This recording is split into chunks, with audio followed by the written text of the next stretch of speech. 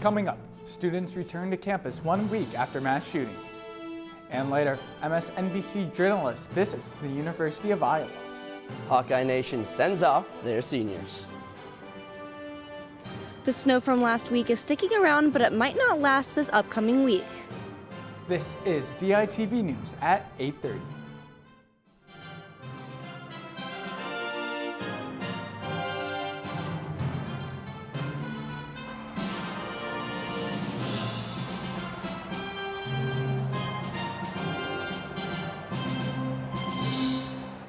Good morning and thank you for tuning in live to DITV and KRUI 89.7 FM.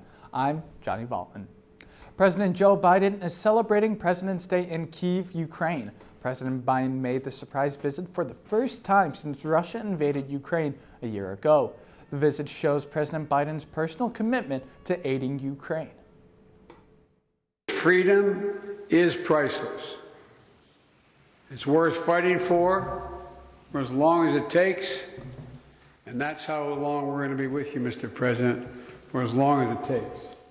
Ukraine is looking to regain territory as Russia is expected to take a spring offensive. President Biden announced a $500 million assistance that would include more military equipment as well as new sanctions placed on Moscow later this week. Just a week after the shooting at Michigan State University that left 3 students dead and 5 others injured, students are returning to classes today. The 2 university buildings where the shootings occurred will remain closed for the rest of the semester. No classes will be held in those buildings. Coming back into spaces that are familiar, interacting with people who are familiar is helpful in the process of healing and grieving. Over 300 classes have been moved to other buildings and spaces across the MSU campus. University officials said they hope students will be able to manage their course load with the help from faculty and staff as they move through a difficult time. It is still unclear why the gunman targeted the university. The Norfolk Southern CEO, the company responsible for the train derailment and spilling of toxic chemicals, visited East Palestine, Ohio on Saturday. Alan Shaw promised residents that the company will remain in East Palestine until the disaster has been resolved. What I'm saying is we worked with the Ohio EPA on safe operations and safety for the community. Vinyl chloride, one of the chemicals spilled, has not been detected in any of the waterways near the derailment so far. The chemicals can kill at high levels and is linked to an increased risk of cancer. The state has said the drinking water is safe, but the Environmental Protection Agency is advising residents who use private wells to get their water tested. Yesterday, MSNBC reporter Joy Reid stopped in Iowa City to speak to aspiring journalists. I have more on what she talked about. Joy Reid, the host of MSNBC's Readout, a politics show, gave a lecture to the students of the University of Iowa at Hancher Auditorium. Afterwards, she made her way to the KRUI radio station for an interview with the student journalist from the university. Reid spoke on behalf of her own experience and how to be a good journalist. TV, like the skill, I think, as somebody who used to be a managing editor, that is the hardest to find in journalists, even people who literally go to school for it, is being a really good writer. It's literally the most important skill you can have. Along with writing, she believes listening and reading are the 3 basic skills a journalist should have. Along with talking about journalism, she also dove into different topics, one being the importance of young people being involved. You all have something at stake, and once the state gets control of one group of people's bodies, they will not stop. They will not stop. They will keep looking for more and more control. With legislation across the country banning certain ideas and ideals, Ms. Reid encourages the youth to expand their consumption of media. That's like telling kids don't drink. That's like telling kids don't smoke. That was the best way to get kids to smoke and drink, is to tell them don't do it. So you're telling kids, you don't want to read that book. You know what kids are going to want to do? Read that book! Reid now returns to her show tonight after her stop in Iowa City. Faculty resignations have increased at the University of Iowa. This follows a trend with other public universities as the State Board of Regents reports the number of resignations has been increasing since 2020. From fiscal year 2021 to 2022, UI faculty resignations increased from 80 to 92. Overall, all Iowa Regent universities saw resignations rise from 126 to 157. Based on the university's 2022 Campus Climate Survey, staff reported their considerations for leaving the university were due to better salaries, workplace culture, and bias at the university. The university is working on combating resignations through their strategic plan. Now we still have some of the beautiful snow sticking around. Let's check in with Ashley, who is live outside to see if we will be getting any more. Thanks, Johnny. That's right. I'm live outside campus right now where it's currently a chilly 27 degrees. The snow is still holding up, but it might not be sticking around and we won't be seeing any more snowfall this week. Today looks to be a nice 50 degrees with a low of just 20 degrees tonight. There'll be some clouds in the sky all day, which haven't looked like they've come in quite yet, but they should be coming in soon. And there might also be a slight chance of rain. Tomorrow will be pretty similar with just some lower temps. The high will be 39 and we'll see a low of 31. Now, that slight chance of rain today will turn into a lot more rain by Wednesday, when we can expect a 90% chance of rainfall throughout the day, with a high of 42 degrees during the day and 34 that night. The rest of the week will continue with chilly temps and cloudy skies. Now back to you, Johnny. Thanks, Ashley. ChatGPT, or Chat Generative Pre-trained Transformer, is a chatbot program that simulates human conversation to answer questions, provide assistance and information, and is used for entertainment. We have Daily Iowan news editor Cooper Worth live in the newsroom with more. Cooper, what has caused the controversy surrounding it? Well, as more people started getting their hands on the platform, many quickly noticed the potential for it to be used to cheat on homework assignments. Even with the hashtag ChatGPT reaching almost 600 million views on TikTok. And with people sharing videos of tools and papers they had the ChatGPT come up with. And as I spoke to one UI student, that is exactly what they did for one of their finals last semester. With the student said they plugged in the entire prompt for their final paper, word for word, into ChatGPT and turned it in, only making in minor changes to what it came up with.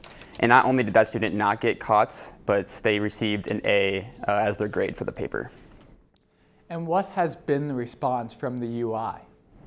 Yeah, well, after ChatGPT hit the masses in late fall semester, the UI released a guide to how professors could have conversations with students on how to handle artificial intelligence services like ChatGPT, as well as acknowledging other services that can help detect AI work.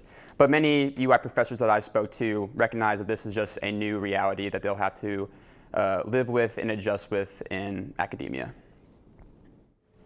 Thank you, Cooper.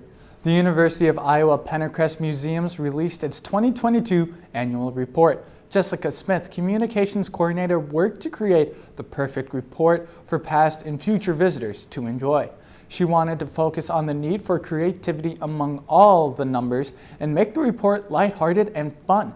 Smith and other staff members are excited to show their community support and hard work they did in the 2022 year. And I really like telling a story through photos and small captions and looking back, not just at the numbers, but at the people and the interactions and the engagement and the special events that happened here and how they really make us a home and a center of campus. The staff at the UI Museums is ready for what is to come in 2023 and hopes to get some new faces walking around the buildings. They hold events all year long for Iowa City residents. Feel free to check out their online calendar for all upcoming events this year. Now let's send it over to AJ with DITV Sports.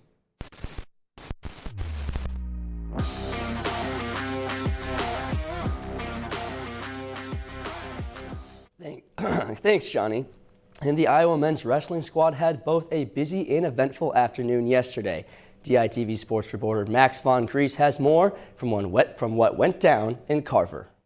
The Carver Hawkeye crowd was electric here as the Iowa men's wrestling squad hosted both their alumni night and their senior night, while also welcoming in 6th-ranked Oklahoma State this afternoon. The Hawkeyes honored seniors Max Murin, Jacob Warner, Drew Bennett, Joe Kelly, and the man himself, Spencer Lee. And speaking of Spencer Lee, well, he did what he always does and pinned Reese Whitcraft just 51 seconds into the match, making him undefeated in his whole career here at Carver Hawkeye Arena. This was the last time he'd wrestle in front of fans inside Carver, and he did not disappoint.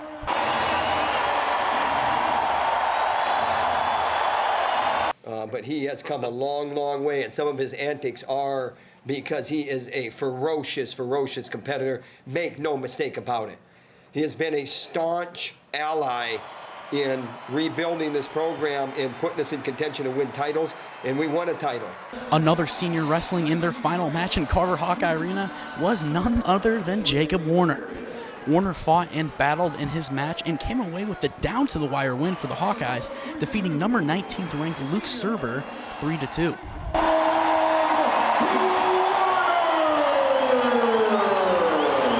Number 2 ranked Real Woods would take down number 13 ranked Carter Young via a major decision, alongside Max Murin finishing in style in his last match in Carver Hawkeye Arena. Number 10th ranked Murin beat Victor Vojnovic via decision 4-3. And in an amazing fashion, the Carver Hawkeye crowd and Hawkeye wrestling fans from across the state were able to send out their seniors as Iowa defeated Oklahoma State 28-7 in their final duel of the season. The Hawkeyes will look to carry their late season success into the Big Ten championships when they travel to Ann Arbor, Michigan with hopes of winning the Big Ten. From Carver Hawkeye Arena, Max Von Grease, DITV Sports. Thanks, Max.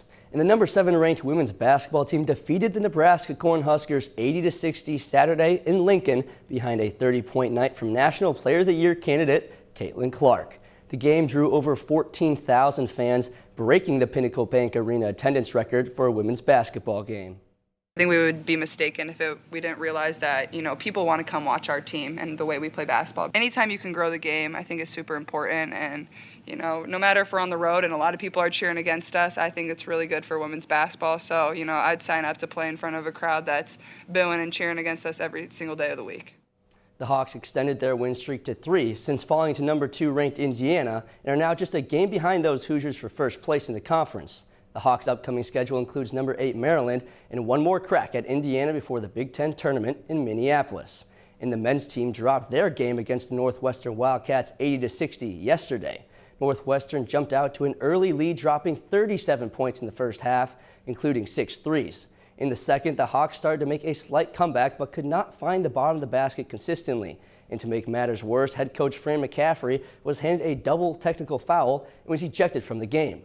The Hawks shot 43% from the field and only 12.5% from three all game. After the game, Fran McCaffrey said, quote, "The bottom line is you have got to give credit to your opponent. We didn't get in sync, our transition, our half-court offense, nothing was flowing correctly. You can't blame anybody, you just have to be better. You have to learn and grow from that and be better," end quote. The Hawks are now in a 4-way tie for 4th with 4 games left in the regular season. And the number 18 ranked Jim Hawks took down Rutgers on Saturday by a score of 196.2 to 195.125. The charge was led by senior Jaquavia Henderson, who tied her career high of 9.925 on vault, as well as a 9.925 on her floor routine. Head coach Larissa Libby said of Jaquavia, quote, "Jaquavia has had that talent in her for a long time. I'm so proud of her, and it certainly helps us because it's another 10 score," end quote. Up next, the Hawks will travel to Lincoln, Nebraska to compete in the Big 5 meet against Maryland, Illinois, Michigan, and Penn State. Come back Wednesday for the latest on Hawkeye Sports. Back to you, Johnny. I'm going to send it right back out to Ashley, who's got another weather recap. Thanks, Johnny. It's mostly going to be cloudy and rainy this week, and so make sure to grab your umbrella and also make sure to be careful walking on the paths to class, as it might be getting a little bit slick with that mix of rain and snow that's already on the ground here. Back to you, Johnny. Thank you, Ashley, and thank you for tuning in to DITV News and listening to KRUI 89.7 FM. Be sure to head over to thedailyiowan.com for all your latest news between Monday and Friday. Check out more of our content on thedailyiowan.com. From DITV News, I'm Johnny Valtman.